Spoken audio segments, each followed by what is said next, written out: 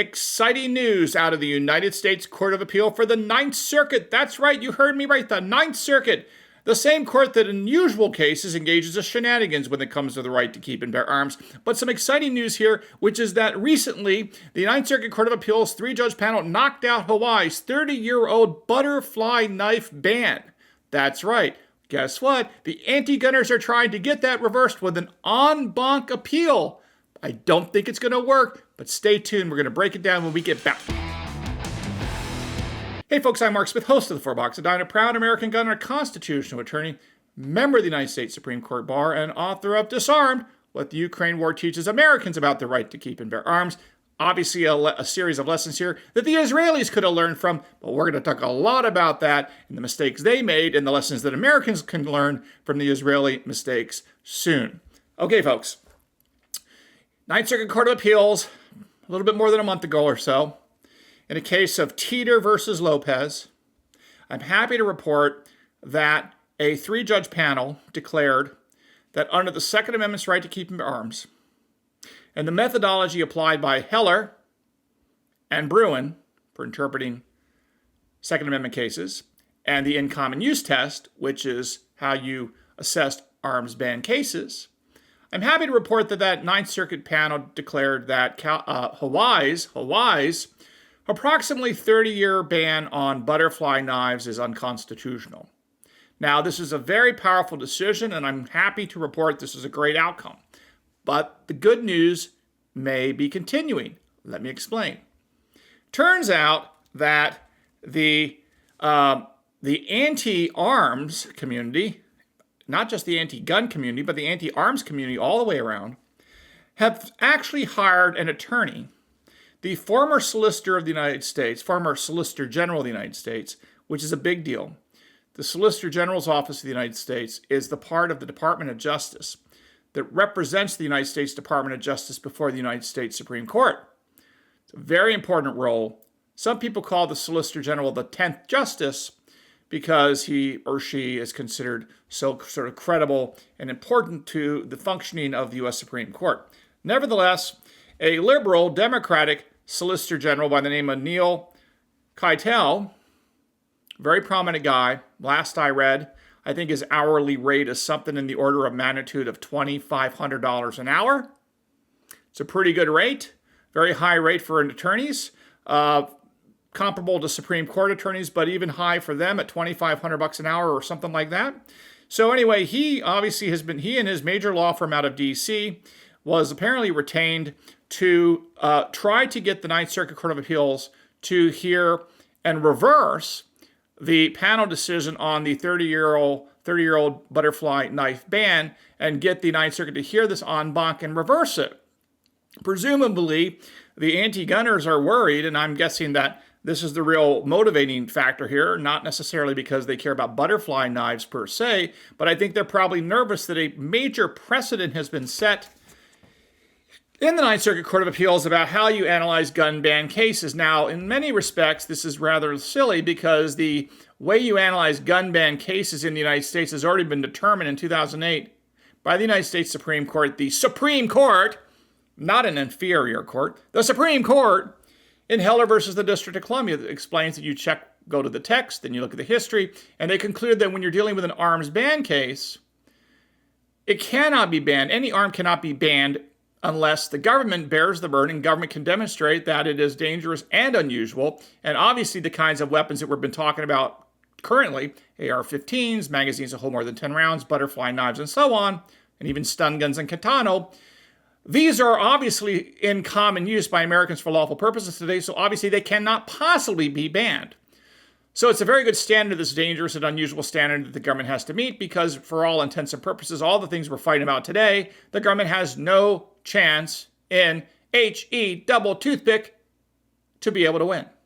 And I'm happy to report that despite the fact that Hawaii has retained a $2,400 or $2,500 an hour attorney to take the lead to try to get an en banc review to save their butterfly knife law, their butterfly knife ban, I'm happy to report that there is some excellent lawyering excellent lawyering on the other side by two attorneys who you've heard about before on this channel. I've covered a lot of their work in other Second Amendment cases across the country, by Alan Beck and Stephen Stambouli.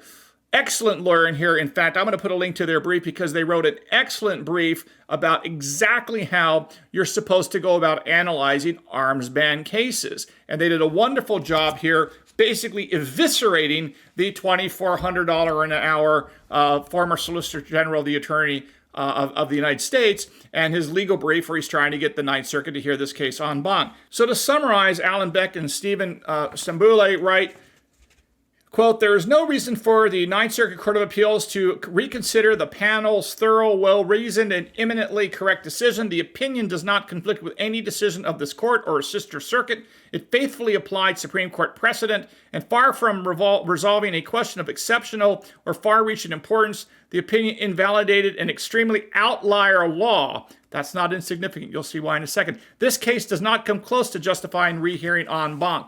Amen. Perfect, exactly right. Could not have said it better myself. That is exactly right. Anyway, they go on and argue in this, again, the name of this case is Teter versus Lopez. They go on to say that while Hawaii faults the panel opinion for holding the state to its burden of proving that the arms it seeks to ban are not in common use, basically, the anti-gunners are upset about this. But here is exactly how it works. This is what they say. This is 100% correct. This brief is perfect in many respects. Here's what it says. The Supreme Court has instructed twice, that whether a class of arms is in common use is part of the historical tradition inquiry, citing de Bruin, quoting Heller. The panel opinion correctly heeded the court's unambiguous teachings. This is absolutely correct. Again, Heller starts with the text of the Second Amendment. And what did Heller say? As you know, Heller starts off with the text of the Second Amendment. And by the way, remember, the Heller methodology for interpreting the Second Amendment is the same methodology for interpreting the Second Amendment as Bruin. The same. You start with the text of the Second Amendment. The right of the people to keep and bear arms shall not be infringed. Once the modern-day gun control law is implicated by that text or violates the text at a textual level, the burden shifts to the government to come forth with some sort of historical analog law to justify a long-standing regulation of firearms. That is exactly what Heller did. And all Bruin did is say that you, lower court, shall we say, misbehaving children, you inferior judges, you did not follow Heller correctly. We are going to spell out the Heller text, burden shifting to the government, historical analog law approach to interpret the Second Amendment as a sippy cup. Paint by numbers approach in Bruin. But Heller and Bruin have the same methodological difference, the same methodological approach. They're the same in terms of that interpretation of the Second Amendment.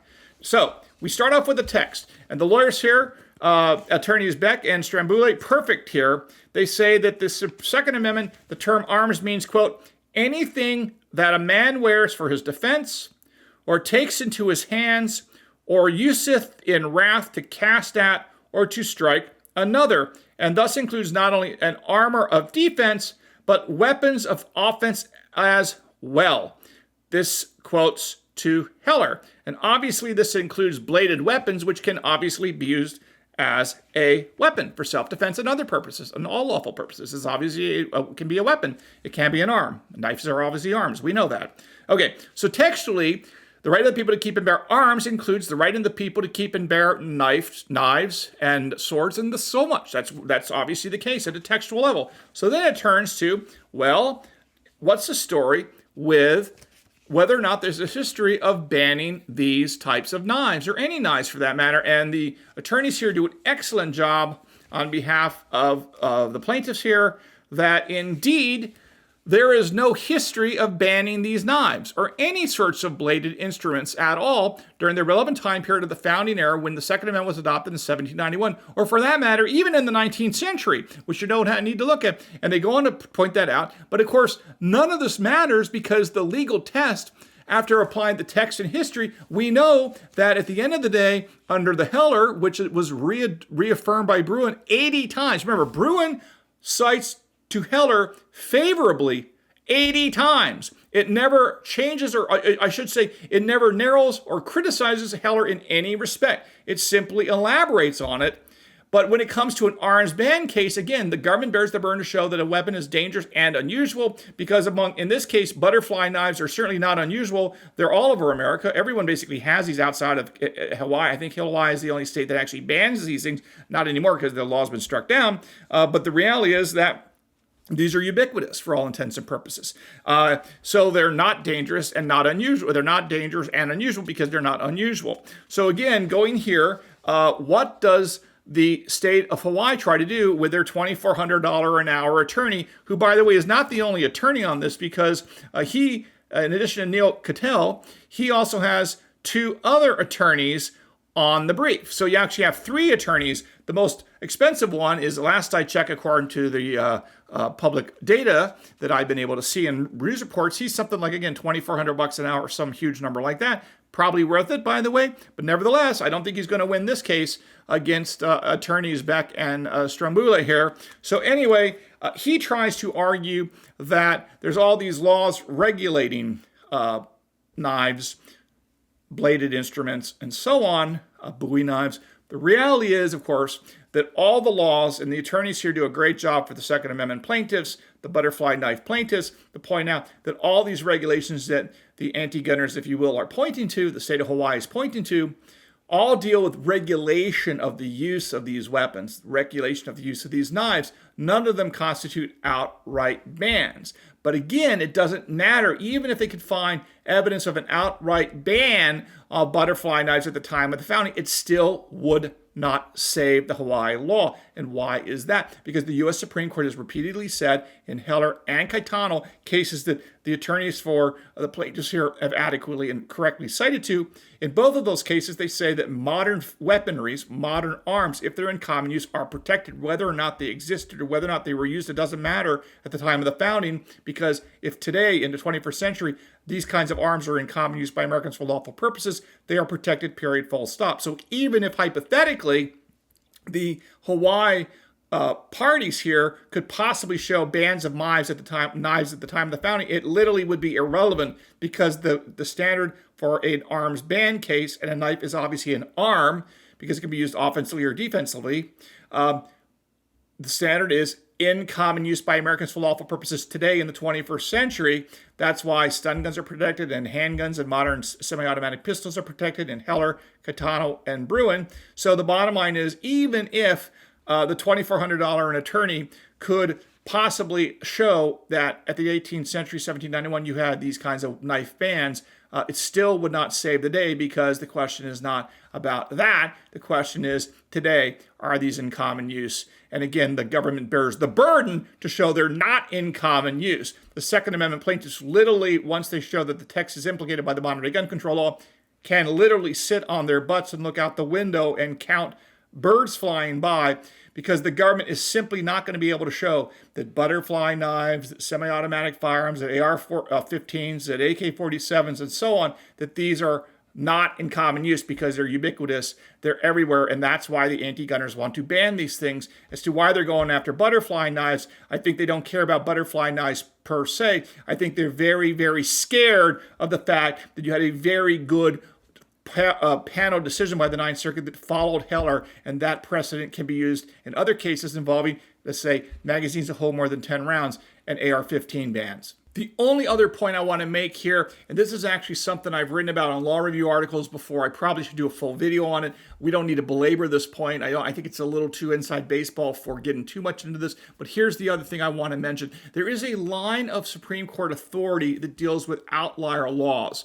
In other words, there is some authority out there that suggests that when the Supreme Court is dealing with an outlier law that's extremely rare on the books, it is much more likely to strike that down. The reason why that is conceptually important is because the attorneys here for the Second Amendment plaintiffs, the butterfly knife plaintiffs, did a very good job here by pointing out that, quote, the butterfly knife is simply a pocket knife with an extra rotating handle Butterfly knives are thus unsurprisingly lawful in the vast majority of the country, but Hawaii revised statute section makes it a crime with no exceptions to possess a butterfly knife, essentially saying that this Hawaii law that was on the books for 30 years is an outlier.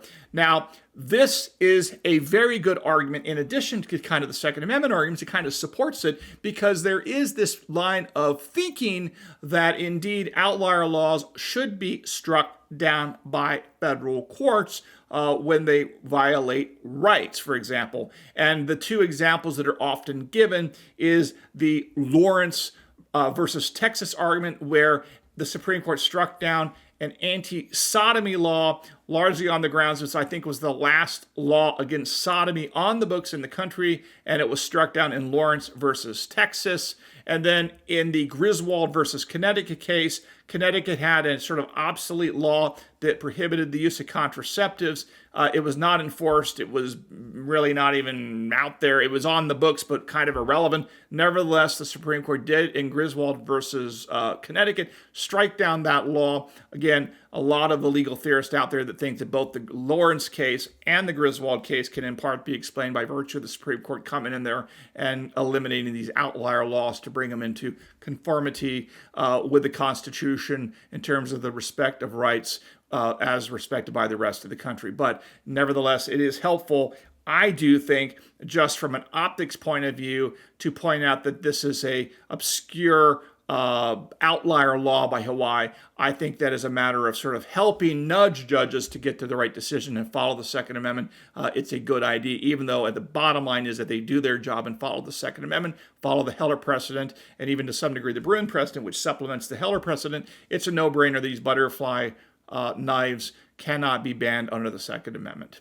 So, all right, folks, good luck to the folks out there trying to fight the good fight in Hawaii, trying to stop this from being heard en banc. I'll give you any additional information as it comes to light. If we'll see what the Ninth Circuit does, if they take this up en banc or just let that panel decision stand, which is what we want because it struck down the butterfly knife law of Hawaii's, and it is a good precedent on the books for us to be able to use in other cases, including cases involving the right to keep and bear arms involving firearms and magazines. Okay, folks, don't forget to subscribe to the Four Boxes Diner. If you haven't followed me on Twitter or X at Four Boxes Diner, check it out. And we'll see you again soon here at the Four Boxes Diner. Orders up. Table 2A.